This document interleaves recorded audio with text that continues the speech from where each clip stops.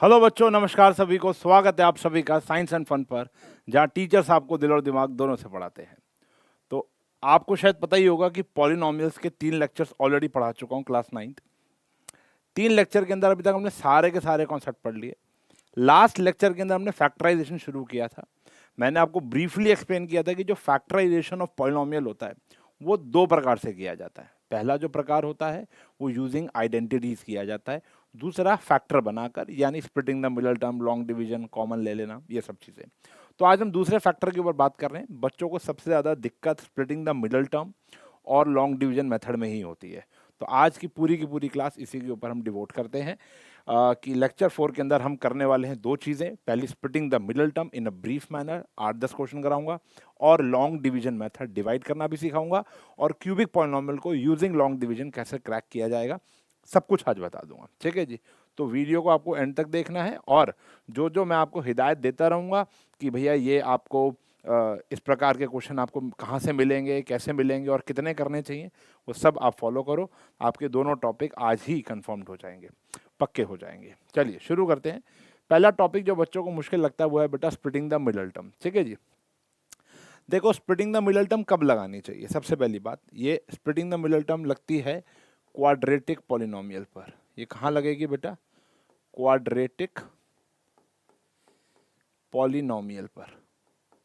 ठीक है, सबसे पहली बात। दूसरी बात, क्वाड्रेटिक पॉलिनोमियल को स्प्लिट करने के कई तरीके होते हैं, या फैक्टर करने के कई तरीके होते हैं। पहला तो आइडेंटिटी। लास्ट लेक्चर नहीं देखा तो जाकर देखो, वहाँ हमने आइडेंटिटीज का यूज करके उसको फैक्टर किया था। दूसरा तरीका क्या होता है? Splitting the middle term. ठीक है जी। जनरली हमारा इससे ये काम हो जाता है, स्प्लिटिंग द मिडल टर्म से। देखो, इसके कुछ स्टेप्स हैं जो मैं आपको समझाना चाहूँगा। A X square plus B X plus C, ये एक हमारा पॉलिनोमियल है। हमें बी को तोड़ना है। मिडल टर्म कौन सी है इसकी? बी। अगर किसी क्वेश्चन में मिडल टर्म ही ना हो तो स्प्लिटिंग द मिडल टर्म नहीं लगेगा। एग्जाम्पल के तौर पर मान लो कहीं क्वेश्चन दिया हुआ है एक्स स्क्वायर प्लस 5, तो यहाँ पर तो मिडल टर्म ही नहीं है ना, तो यहाँ पर आप स्प्लिटिंग द मिडल टर्म नहीं लगा पाओगे। इनको क्रैक करने के लिए हम 10th स्टैंडर्ड में सीखा जाता है। वैसे ये तो फैक्टरेबल ही नहीं था जो क्वेश्चन मैंने लिखा था, लेकिन कुछ ऐसे क्वेश्चन होते हैं जो फैक्टरेबल होते हैं, लेकिन इस साल अभी आपने नहीं सीखना। ठीक है जी। कॉमन लेने से किए जा सकते हैं, या आइडेंटिटी ए स्क्वायर माइनस बी स्क्वायर से हो जाता है। यहाँ पर मिडल टर्म को आपको तोड़ना है, लेकिन उसको तोड़ने के नियम होंगे। उसको तोड़ने के नियम होंगे। अब जैसे यहाँ पर मान लो 5 आया, तो आप बोलोगे सर 5 को तो कितने प्रकार से तोड़ा जा सकता है? 1 और 4, 3 और 2, समझ रहे हो? 6 और -1, तो बहुत तरीके से तोड़ा जा सकता है। लेकिन हमें ना बहुत सारे तरीकों में से कोई एक तरीका ढूंढना है जो कि इसके लिए बेस्ट होगा, और एक ही होगा। ऐसा नहीं है राम के लिए अलग हो, शाम के लिए अलग हो। तो करना क्या है? सबसे पहला स्टेप जो है, आपको ए और सी को मल्टीप्लाई करना है, यानी इन दोनों को आपको क्या करना है? मल्टीप्लाई। तो ये आ गया ए सी। आपने अब क्या करना है? इस ए सी के सारे फैक्टर्स लिख लेने हैं, सारे के सारे फैक्टर्स। एग्जाम्पल के तौर पर मान लो ये आता है 20, तो 20 के सारे फैक्टर लिख लो। ऐसे ही होता है। फिर आया 5 4 ज़ा। ठीक है जी। इसके अलावा और कोई फैक्टर है? और 20 कहीं से मिलता है? नहीं मिलता। तो इनमें से कोई एक आपका आंसर होगा। आपको बी को तोड़ना था ना, 20 को तोड़ना था ना, आपने क्या कर दिया? इसके सारे फैक्टर लिख लिए। अब दो कोई नंबर ऐसे होंगे जिनको मल्टीप्लाई करने पर 20 मिल रहा है, वो सारे हैं। और ये वाला साइन देखना आपको, ये वाला साइन, ये वाला, और यहाँ पे यह प्लस है तो प्लस करने पर बी आना चाहिए। तो ऐसे दो नंबर, इन्हीं में से कोई एक आंसर होगा। ऐसे दो नंबर जो मल्टीप्लाई करने पर तो बी सी देंगे, यानी सॉरी ए सी देंगे, यानी 20 देंगे। आपको उनको प्लस करने पर क्या लाना है? बी। अब ऐसे समझ में नहीं आएगा जब तक हम एक एग्जाम्पल ना लें। तो एक एग्जाम्पल लेते हैं, जैसे for example 3x square plus 7x plus 2 ले लिया। सिंपल सा क्वेश्चन। सबसे पहला काम क्या है? इन दोनों को मल्टीप्लाई करना। वो आपने मल्टीप्लाई किया, 6 आया। अब आप 6 के सारे फैक्टर बताओ क्या होते हैं? 6 के फैक्टर होते हैं 1 6 ज़ा और 2 3 ज़ा। इसके अलावा 6 का और कोई फैक्टर नहीं होता। ये मत कहना कि सर 3 और 2, 6 और 1, बात तो एक ही होगी ना। ये दो फैक्टर है, 1 और 6 और 2 और 3। अब इस साइन को देखो, आपको इस साइन को देखना। ये साइन क्या है बेटा? हमारा पॉजिटिव। अब ऐसे दो फैक्टर बताओ जिनको प्लस करने पर ये आना चाहिए। ये क्या है? 7। तो इनमें से कौन सा है बेटा जो प्लस करने पर क्या देगा? 7। Answer is this. तो इसको तोड़ दिया आपने, 1x प्लस 6x। तो आपने 7 को तोड़ दिया। बात समझ में आ गई? तो ये है स्प्लिटिंग द मिडल टर्म। अब इसके आगे कुछ नहीं है, पहले दो में से कॉमन ले लो और पीछे वाले दो में से कॉमन ले लो। इसमें से कॉमन आया x, 3x + 1, इसमें से कॉमन आया 2, 3x + 1। ये दोनों ब्रैकेट सेम होने चाहिए, नहीं है तो कहीं ना कहीं गड़बड़ है, उसको एक बार ही लिख लो, जो बच गया एक बार ही लिख लो। ये है फैक्टर। ठीक है जी। अब ये आपने इम्प्लीमेंट करना है आने वाले 7-8 क्वेश्चनों में। अब समझो, पहला स्टेप क्या है, ए और सी को मल्टीप्लाई किया, ए और सी के सारे फैक्टर लिख लिए, उन्हीं में से कोई एक आपका आंसर है। वो कैसे ढूंढना है, ये वाला साइन देखना है, यहाँ पे भी पॉजिटिव है, यहाँ पर भी। माइनस होता तो माइनस करके ढूंढना पड़ता, प्लस है तो प्लस।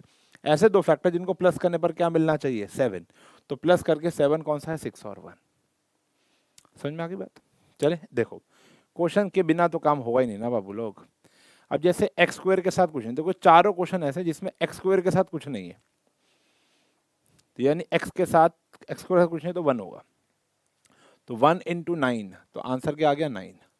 तो 9 के सारे फैक्टर लिख दो। एक तो आया 9 × 1 = और एक आया 3 × 3 = और कोई ऑप्शन नहीं है। ठीक है जी। अब ये वाला साइन देखना है, यहाँ क्या है, माइनस।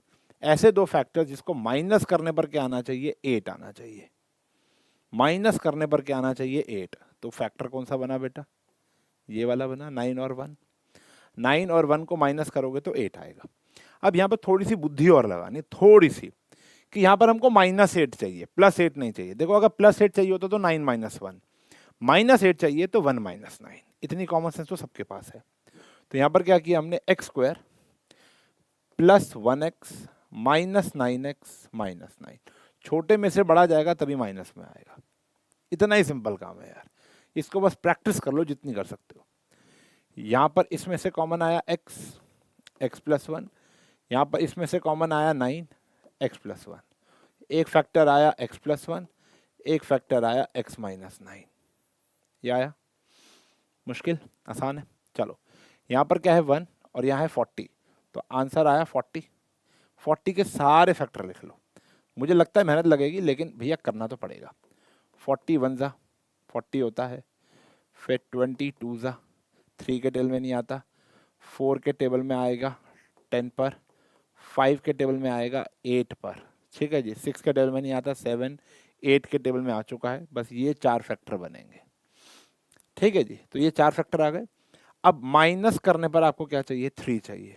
कौन सा फैक्टर आया, एक ही है ना, होगा एक ही होगा, मल्टीपल नहीं होंगे, एक ही होगा। माइनस करने पर क्या चाहिए आपको, 3। बस हो गया फैक्टर। अब माइनस करने पे +3 चाहिए या -3, ये भी देख लो। +3 चाहिए तो बड़े में से क्या जाएगा, छोटा। तो 8 में से 5 जाएगा तब 3 आएगा। तो यहाँ पर 8x - 5x, ये आया आंसर। ठीक है जी। इफ इन केस यहाँ पे -3 होता तो हम क्या करते, 5 - 8 करते। समझ गए, इतना आसान है। पहले दो में से कॉमन लिया, कॉमन लेना तो आता है x + 8। इन दोनों में से कॉमन लिया -5, क्या बचा, x + 8। एक फैक्टर आया x + 8, एक आया x - 5। इतना ही सिंपल है।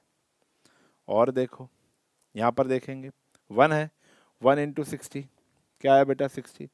फैक्टर ढूंढो, 60 × 1 = 30, 2 = 3 के टेबल में 20 पर आ गया, 4 के टेबल में 15 पर आ गया, 5 के टेबल पे 12 पर आ गया, 6 के टेबल पर 10 पर आ गया, 7, 8 पर आता नहीं है, 10 के टेबल में आ चुका है।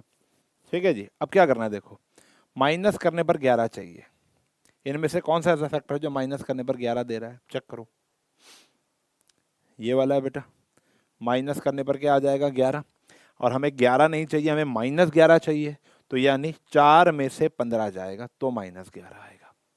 समझे, यहाँ आया 4 में से 15 जाएगा तो -11 आएगा।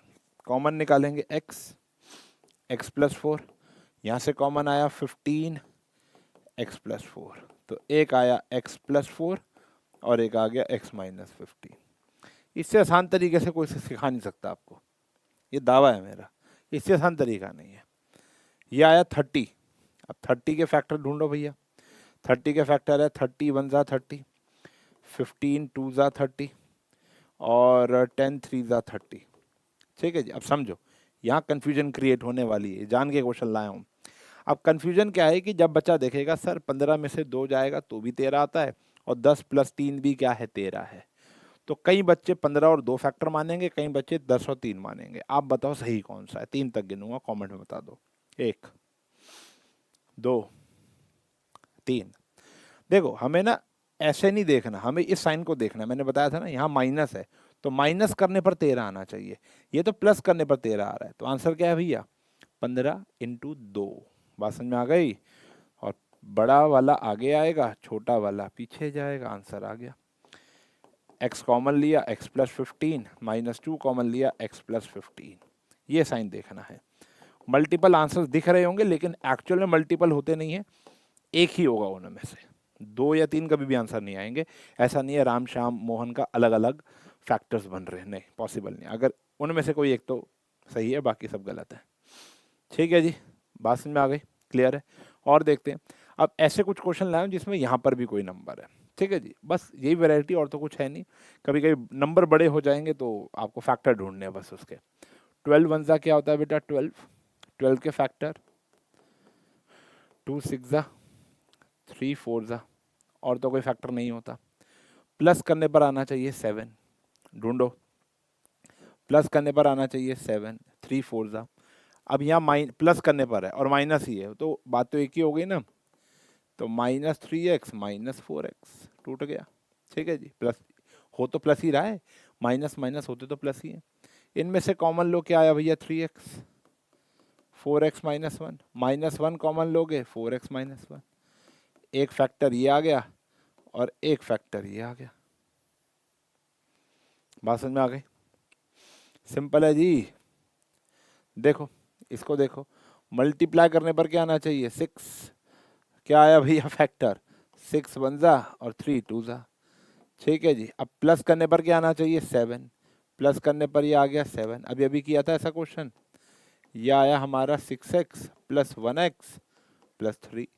कॉमन निकाला 2x, क्या आ गया भैया? x + 3। कॉमन निकाला 1, कुछ नहीं है तो 1 आता ना, जिसका कोई नहीं उसका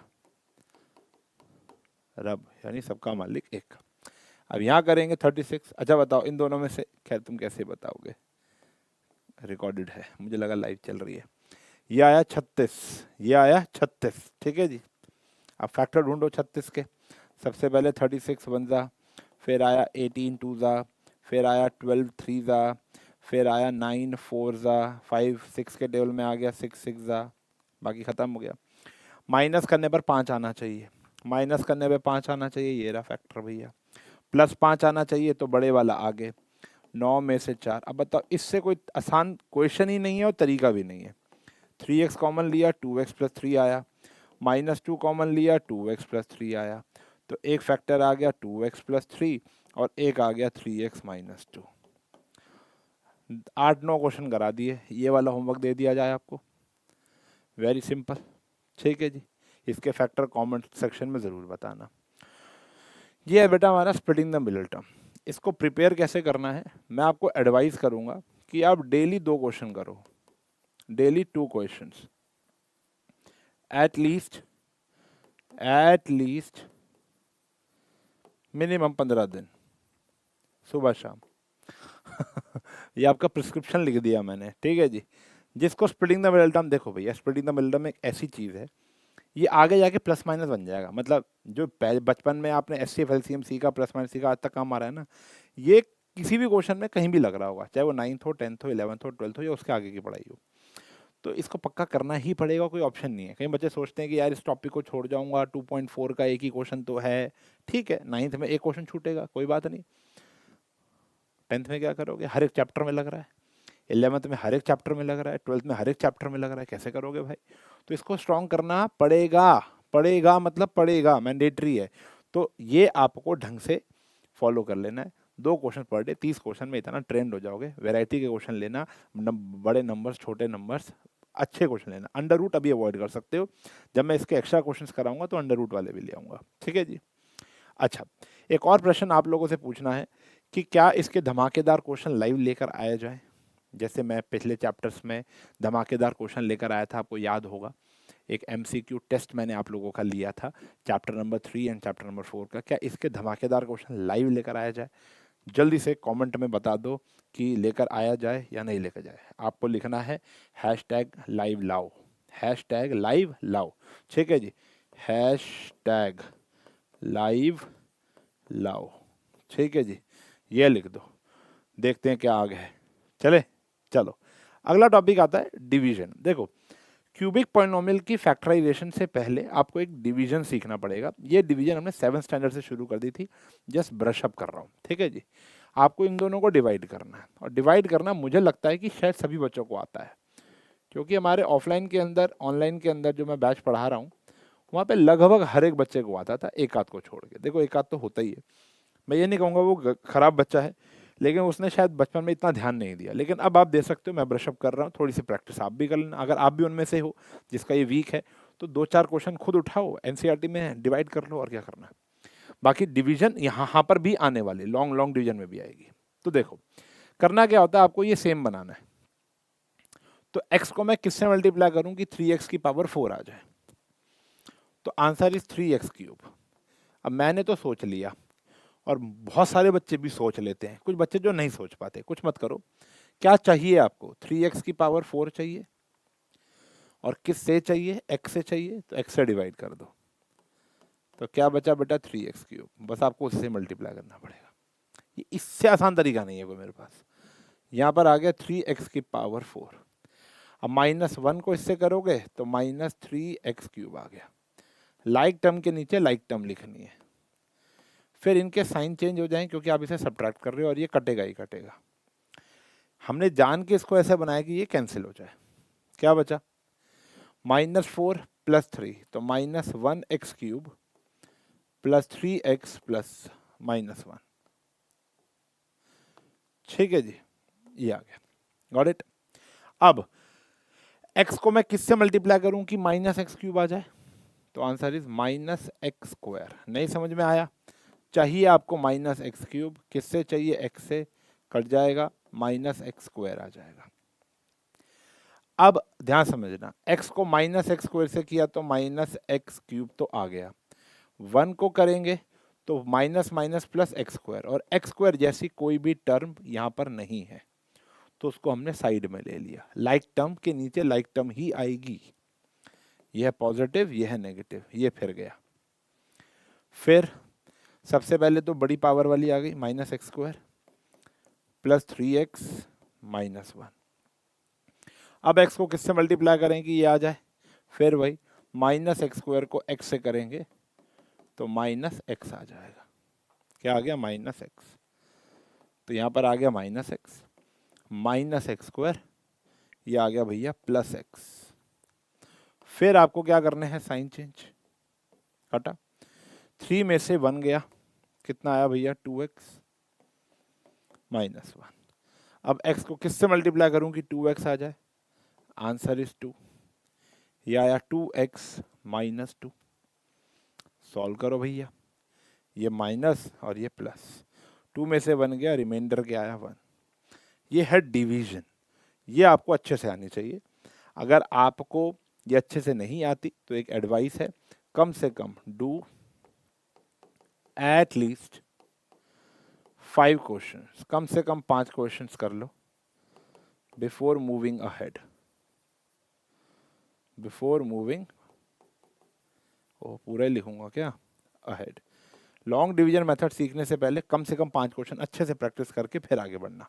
वीडियो को यहीं रोक दो, पॉज कर दो, ठीक है जी। देखो फायदे की बात बता रहा हूँ तुम्हारी। अगर कॉन्फिडेंस नहीं है, लेकिन अगर तुम्हें लगता है ये 70-80% मेरे को आता है, तो आगे बढ़ जाते हैं, क्योंकि ये सब वहाँ दोबारा आएगा। अब आपको सिखा रहा हूँ long division method.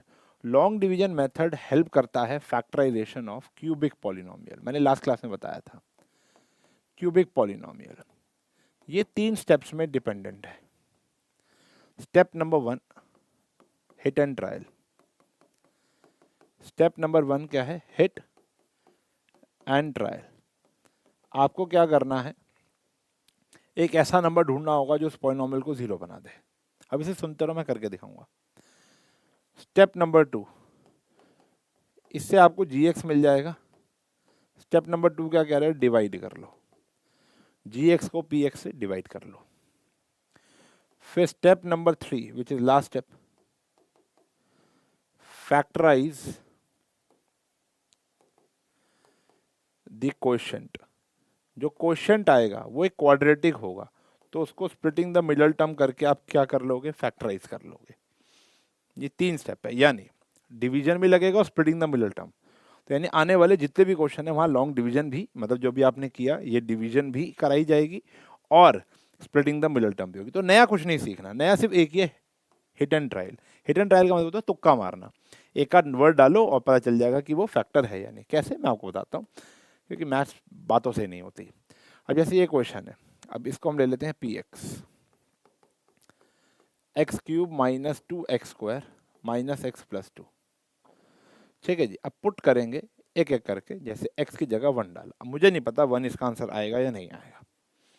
1 minus 1 2 minus 2, इन चारों में से कोई ना कोई मिल ही जाएगा, आपको इतना वादा है। नहीं मिलता, किस्मत बहुत ज़्यादा खराब है, तो 3 माइनस 3। ठीक है जी, तो 1 डाला पहले आपने x की जगह, तो 1 का क्यूब, 1 का स्क्वायर, ओहो 1 और 2, 1 माइनस 2 माइनस 1 प्लस 2, आंसर क्या आ गया बेटा, 0 आ गया। पहला ही तुक्का फिट हो गया मेरा, जरूरी नहीं है आपका हो जाए। ठीक है जी, अब आपकी x की वैल्यू 1 आ गई है, तो therefore we can say that जो हमारा जी एक्स है यहाँ के x माइनस 1 हो जाएगा। x इज इक्वल्स टू 1 है ना, तो ये इधर आ जाएगा, x माइनस 1 फैक्टर हो जाएगा। अब x माइनस 1 इस पॉलिनोमियल का फैक्टर बन चुका है। हमको क्या करना है, इसको डिवाइड करना है। क्या करना है, डिवाइड। तो कुछ मत करो, विदाउट वेस्टिंग एनी टाइम बस डिवाइड कर दो। ये क्या आया, x cube minus 2x² minus x plus 2, ये आया x माइनस 1। अब देखो डिवाइड करना भी सिखाया, 5 क्वेश्चन आप ऑलरेडी करके बैठे हुए हो, तो यहाँ पर इसको बस डिवाइड करना है। किससे किया जी, x² से, तब जाकर x क्यूब आया, माइनस 1 से किया तो माइनस x² आया। साइन चेंज, ये नेगेटिव ये पॉजिटिव, कट गया। Minus 2 plus 1 minus x² minus x plus 2, ये आ गया। इसके बाद माइनस एक्स से मल्टीप्लाई करोगे तब जाकर के आएगा minus x² minus minus plus x, फिर साइन चेंज हो जाएंगे, ये कट गया। माइनस 1 माइनस 2 हो गया। फिर x को किससे मल्टीप्लाई करूं बेटा, माइनस 2 से करूं, तब जाकर आएगा माइनस 2x प्लस 2। रिमाइंडर 0 नहीं आया तो समझ लेना कहीं मिस्टेक की है। क्यों, क्योंकि x इज इक्वल्स टू 1 इसका फैक्टर है, तो डिवाइड करने पे भी रिमाइंडर क्या देगा बेटा, 0 देगा। पर मैं डिवाइड किया ही क्यों, जो हमारा रिमाइंडर हमें पता ही हमेशा 0 आएगा। हमें ना इसके लिए किया ना इसके लिए किया, हमने तो बस इसके लिए किया है कि अब जो हमारा पी एक्स है उसके 2 फैक्टर तो आ चुके हैं, एक आ गया x माइनस 1, एक आ गया x² माइनस एक्स माइनस 2। आपको तो इसको स्प्लिटिंग द मिडल टर्म करके 2 फैक्टर और करने हैं। देखो मैंने पिछली क्लास में बताया था, एक क्वाड्रेटिक पॉलिनोमियल के 2 फैक्टर होंगे लीनियर, एक लीनियर एक क्यूबिक के 3 फैक्टर होंगे लीनियर। कोशिश ये रहती है। अब इसको स्प्लिट करेंगे, ये तो सेम रहेगा, स्प्लिट करने का नियम 1 इंटू 2, 2 आया, 2 का तो एक ही फैक्टर होता है, 2 1 जा, माइनस करने पर 1 आना चाहिए, आ भी रहा है, माइनस करने पे माइनस 1 आना चाहिए, तो बट ऑब्वियस सी बात है छोटे में से बड़ा माइनस हो जाएगा। यह आया x minus 1, x common x plus 1 minus 2 common x plus 1, यह आ गया x प्लस 1, यह आ गया x माइनस 2। 3 फैक्टर आ गए बेटा, ये गॉट इट, क्लियर है, आगे बढ़े चलो। अगला सवाल क्या है, सेम है, x cube minus 3x² minus 9x minus 5। अब ये भी कर लेते हैं। पहले आपको फिर वही हिट एंड ट्रायल पुट किया, जैसे x की जगह हमने 1, तो जहाँ जहाँ x है वहाँ 1 आ गया, 1 का क्यूब, 1 का स्क्वायर, 1 माइनस 5, तो 1 माइनस 3 माइनस 9 माइनस 5। अगर आप गौर से देखोगे तो ये 0 तो नहीं आ रहा, ठीक है जी, which is not equals to 0, तो मतलब ये प्लान तो फेल हो गया। अब x की जगह दूसरा नंबर डालता हूँ मैं -1, इसी को कहते हैं हिट एंड ट्रायल। ठीक है जी, डालो और देखो, -1। तो पहला फैक्टर तो आपको हिट एंड ट्रायल से निकालना है, बाकी दोनों डिवीजन और स्प्लिटिंग द मिडल टर्म से। -1 -3 +9 -5, -9 +9 आंसर क्या आ गया 0। तो हमारा gx निकल के आ गया, x -1 है तो यहाँ जाके +1 हो जाएगा, ये ध्यान रखना, माइनस है तो इधर जाके +1 हो जाएगा। क्लियर, x +1 आ गया।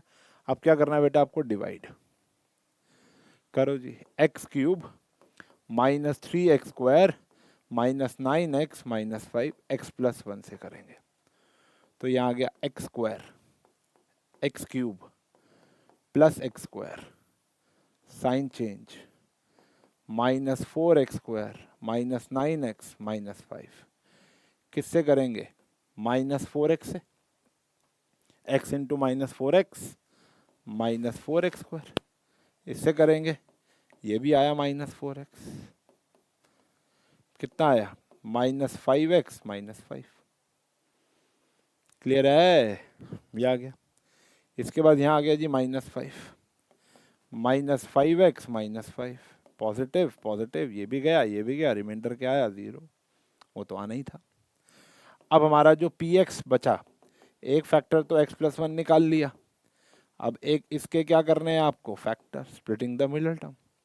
मल्टीप्लाई करने पर क्या आना चाहिए 5, तो 5 1 ही है और तो कोई ऑप्शन ही नहीं है, और माइनस करने पर आना चाहिए -4, तो बड़े में से सॉरी छोटे में से बड़ा माइनस कर दो, यानी x² +x -5 -5। ठीक है जी, x +1 -5 x +1, एक फैक्टर ये आ गया, एक फैक्टर ये आ गया और एक फैक्टर ये आ गया।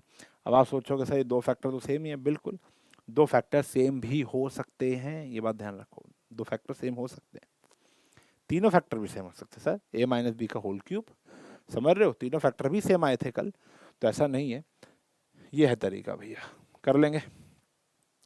अब लॉन्ग डिवीजन मेथड और स्प्लिटिंग द मिडल टर्म पे फोकस करके ये चैप्टर फिनिश कर लो, खत्म हो गया, एब्जॉर्ब करो। ये बता दो कि क्या इसके एक्स्ट्रा क्वेश्चंस लाइव लाएं, अगर लाइव लाएं तो #लाइव लाओ ये डाल दो कमेंट सेक्शन में। मेजॉरिटी ऑफ द बच्चे अगर कहेंगे ये लाने को तो उसके लाइव भी आ जाएंगे, वरना अगला चैप्टर तुम्हारा आएगा ही आएगा। ठीक है जी, ओके। तो ये था आज का लेक्चर जिसके अंदर स्प्लिटिंग द मिडल टर्म और लॉन्ग डिवीजन मेथड डिटेल में हम लोगों ने पढ़ लिया। प्रैक्टिस मस्ट है, ये टॉपिक बहुत प्रैक्टिस मांगता है, जितनी करो उतनी कम है। ठीक है जी, मिलूंगा अगले लेक्चर में, तब तक के लिए bye bye, take care, have a nice day.